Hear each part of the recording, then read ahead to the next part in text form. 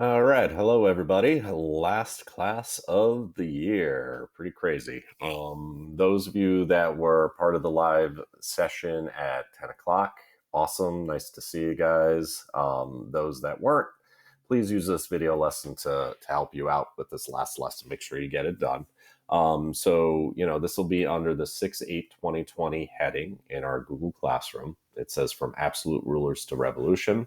And what we're going to look at today. So last class, we looked at absolute rulers in Europe. Those were people that had complete authority. The people thought that they were divine rulers, which means they thought that God had put them there. And so people didn't question the rulers, because if you question the rulers, it's like questioning God. But eventually, because of certain things like the Enlightenment, which we looked at during our Renaissance unit, people started to question this authority and say, well, is this really the best we can do? And eventually it led to revolution. If we had more time, we would look at each specific revolution. We don't have that kind of time. So what we're going to look at is this guy, Crane Britton, who's a historian. He has a theory about revolutions that they all kind of follow similar patterns. And he had different stages of revolution. So we're going to look at each stage and we're going to summarize that in our own words. That's the first part.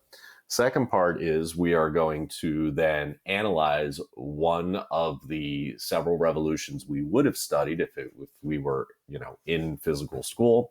And then the third part is we are going to try to analyze the current state of affairs in America using Britain's anatomy of a revolution. So what you would do is you would click on your assignment, click on the attachment, which is here. It's a Google Doc. That would bring you here. Okay, and like I said, there's 3 parts to this. Part 1, you're going to click on this link. You're going to watch this, and there's 4 phases he talks about. I want you to summarize each phase. I'll go ahead and play the video link now. It's very, very short and very quick. So think about what each phase we're going to talk about Crane Britton's Anatomy of a Revolution, where he compares a I'll pause revolution to along a the way too. sickness. The first phase are the symptoms. The middle class are upset and angry at the government and the policies that they try to We're going to talk about Crane Britton's Anatomy of a Revolution, where he compares a revolution to a sickness. Who's in need of money. The first phase are the symptoms. And the middle class they are upset and angry at the government and the about the leaders, the policies, all of that. Partly and that that because there's a corrupt government, a bad leader who's in need of money. And the intellectuals, they start to speak out about this, about the leaders, the policies, all of that. And that ushers into the next.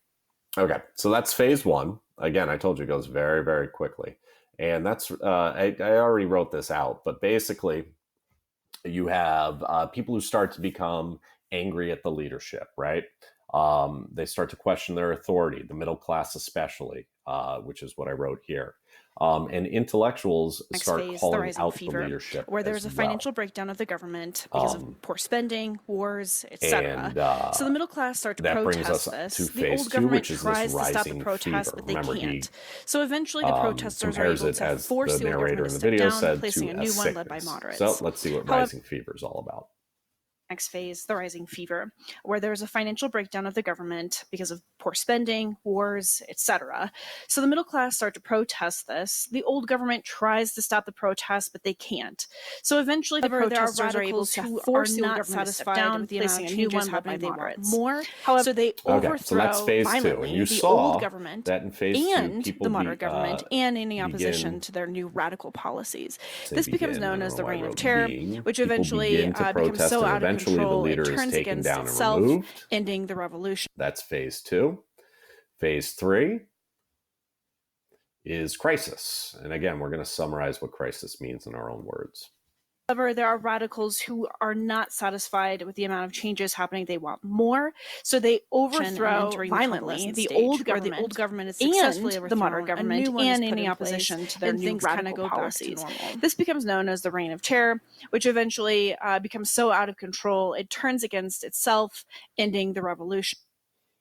Okay, so phase 3, things start to really pick up. And you can see it turns violent.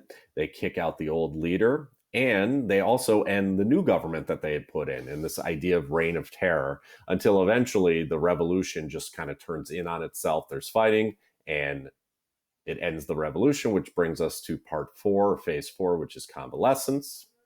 And entering the convalescent stage, where the old government is successfully overthrown, a new one is put in place, and things kind of go back to normal. Okay, so that's it. And then, so convalescence is things, a new government's put into place, and things just basically go back to normal. Make sure you type this out here. Feel free to pause it if you need to. All right, part 2 is we are going to take a look at one of the 4 revolutions that happened in history that we would have analyzed. You have the French Revolution, the English Revolution, the American Revolution, the Latin American Revolution. The kids in the live class chose to do the Latin American Revolution video link. I've written several times, you only have to choose one revolution to analyze. And what you're going to do is you're going to open one of the links. We'll do it together in a moment. And you're going to, using the French Revolution, the emergence of the modern state. One of the revolutions you've chosen. So, how did this all begin? French Revolution. For hundreds of years prior to the revolution, French people, like most Europeans, were divided into 3 social estates: clergy, nobility, and the lowest estate, the commoners, which existed to serve the other estates. Above all was God's gift to mankind, the king. In the revolution. But this hierarchy was being questioned by the Enlightenment, a movement of intellectuals who promoted the use of reason and science. 3 minutes. Sum up revolutionary ideas began to spread to the public. And so if you remember, phase 1 is when... So, in the 1780s, when an economically broke and spoiled monarchy tried to increase taxes on the commoners, call out the government in power. Let's see if we can see evidence of that in the French Revolution. The French Revolution, the emergence of the modern state. So, how did this all begin? For hundreds of years prior to the revolution, French people, like most Europeans, were divided into 3 social estates: clergy, nobility, and the lowest estate, the commoners, which existed to serve the other estates. Above all was God's gift to mankind, the king. But this hierarchy was being questioned by the Enlightenment, a movement of intellectuals reached a new level and riots began. Science. On the 14th of July, 1789, revolutionists stormed the Bastille Fortress, a symbol of the royal 1780s. This date is marked as the beginning of the end of the old monarchy to become France's Independence Day, even though the king was beheaded only in 1793. So, phase 1, symptoms. I saw Enlightenment thinkers begin questioning the authority of the rulers, and these ideas spread to the common people. All right, so you kind of have the start here, the symptoms. If you remember, phase 2 is people begin to protest, and eventually the leader is taken down and removed. A lot of times it has to do with economic crisis. So let's see if we can see evidence of that. Resentment reached a new level and riots began.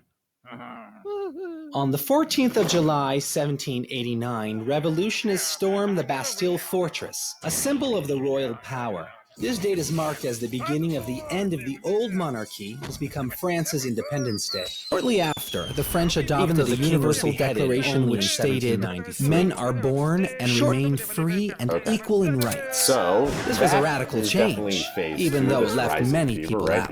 But the French Revolution was far from a smooth ride.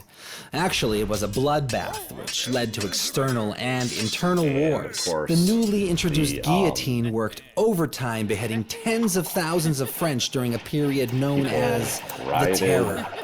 In 1799, the revolution ended. Government buildings. King is eventually beheaded, so he's no longer in power. And obviously he's overthrown, which of course is part 2. Part 3, the crisis, right? And if we go back to what we said, part 3 is when things start to turn violent. The old leader and the new government are both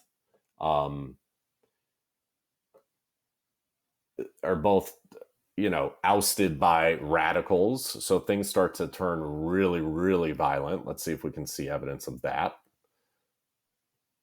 Shortly after, when a military commander by the name of Napoleon Bonaparte seized control of the French legislature, eventually declaring himself emperor. This was Although a the revolution change, began and even though ended it with left a monarchy, many people it had a out. crucial But the French impact on Revolution Europe was and far world from a history, smooth and laid the ride. foundation for a modern Actually, state it was a governed bloodbath, by the which people. led to external and internal wars. The newly introduced guillotine worked overtime, beheading tens of thousands of French during a period known as the Terror. In 1799, the revolution ended. Okay, so, and you can see part 3, the crisis, they literally call it the Reign of Terror. And they just talked about how the terror happened, right? And what happened during the terror? Well, thousands of people were beheaded, executed. Also, lots of fighting internally, right? So even the government that was then put in power is now fighting within itself. That's part of what the crisis looks like. And part 4, this convalescence, is when things start to a new government is finally put in place and things kind of go back to normal. Let's see if we can find evidence of that. Ended when a military commander by the name of Napoleon Bonaparte seized control of the French legislature, eventually declaring himself emperor. Although the revolution began and ended with a monarchy, it had a crucial impact on Europe and world history, and laid the foundation for a modern state governed by the people. Okay, so what ends up happening? Well, things kind of went back to normal, right? Napoleon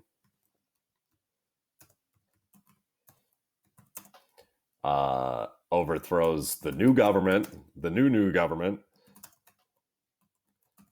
and becomes France's king or emperor. And you can see things kind of go back to normal. So they had this whole 10 years of revolution and everything else just for them to return back to a monarchy. But things did change, right? People had more rights. And this was a huge influence for, other governments around the world. All right, so that's part 2. Pause it, copy it down if you need to. Part 3, and I'm not going to do this because this is your opinion. I will tell you what your classmates said in our discussion in the live class meeting. Obviously, if you're watching this, you weren't a part of it. And so the question is, we've looked at stages of a revolution. We looked at one specific revolution and analyzed it using this stages of a revolution. I want you to think about where America is right now. Are we headed towards a revolution? And what stage of revolution are we in currently? And if you think about what's going on right now between the economy not doing very well, obviously a lot of that was, because of coronavirus, but there was a lot of inequities besides that, right? The people, a lot of times that we're still working through this coronavirus are people of color, minorities, because they have to work. They can't just stop working. They need that money, right? So you have an economic crisis going on, which of course was stage 1. You also have lots of protesting going on for obvious reasons. And people really fed up with leadership. Again, part of phase 1 and even going into phase 2. So what do you think? Is it possible for America to head to a revolution? A lot of your classmates thought that we wouldn't go into full-blown revolution mode, but that, Trump needs to step down as leader or needs to be voted out in November. But again, this is your opinion. You can have any opinion you